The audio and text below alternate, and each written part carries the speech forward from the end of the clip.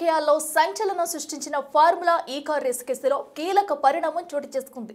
ఈ కేసులో మాజీ మంత్రి బీఆర్ఎస్ వర్కింగ్ ప్రెసిడెంట్ కేటీఆర్ ను విచారించేందుకు అవినీతి నిరోధక శాఖకి గవర్నర్ జిష్ణుదేవ్ వర్మ ఆమోదం తెలిపారు.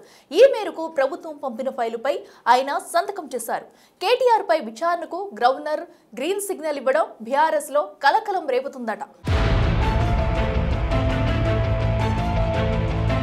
తెలంగాణలో ఫార్ములా ఈ-కార్ రేస్ కేసులో బీఆర్ఎస్ వర్కింగ్ ప్రెసిడెంట్ కేటీఆర్ కు బిగ్ షాక్ తగిలింది. కేటీఆర్ పై విచారణకు గవర్నర్ జిష్ణుదేవ్ వర్మ అనుమతిచ్చారు. దీంతో ఈ-కార్ రేస్ కేసులో కేటీఆర్ పై ఛార్జ్షీట్ వేసేందుకు ఏసీబీకి గవర్నర్ అనుమతి లభించినట్టయింది. అయితే కేటీఆర్ పై విచారణకు గవర్నర్ అనుమతి కోరుతూ ఇటీవల తెలంగాణ ప్రభుత్వం లేఖ రాసింది. ఈ నేపథ్యంలో తాజాగా గవర్నర్ గ్రీన్ సిగ్నల్ ఇచ్చారు.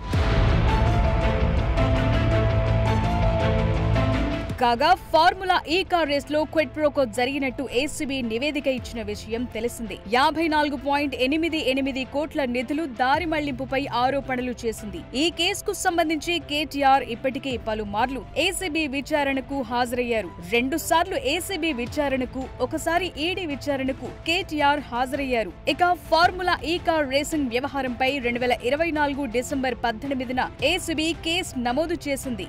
A1 గా కేటీఆర్, A2 గా ఐఏఎస్ అరవింద్ కుమార్, A3 గా హెచ్ఎండిఏ చీఫ్ ఇంజనీర్ బిఎల్ఎన్ రెడ్డిపై కేసు నమోదయ్యింది.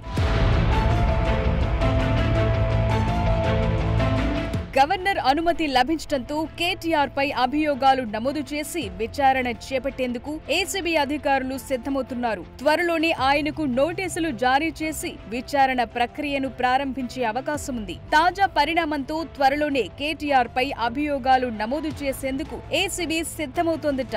విచారణ తరువాతే ఛార్జ్షీట్ దాఖలు చేసే అవకాశం ఉంది. విచారణ అనంతరం ఈ కేసులో ఛార్జ్షీట్ దాఖలు చేయాలని ఏసీబీ భావిస్తోంది. ఈ పరిణామంతో బీఆర్ఎస్ వర్గాల్లో తీవ్ర ఆందోళన మొదలైంది.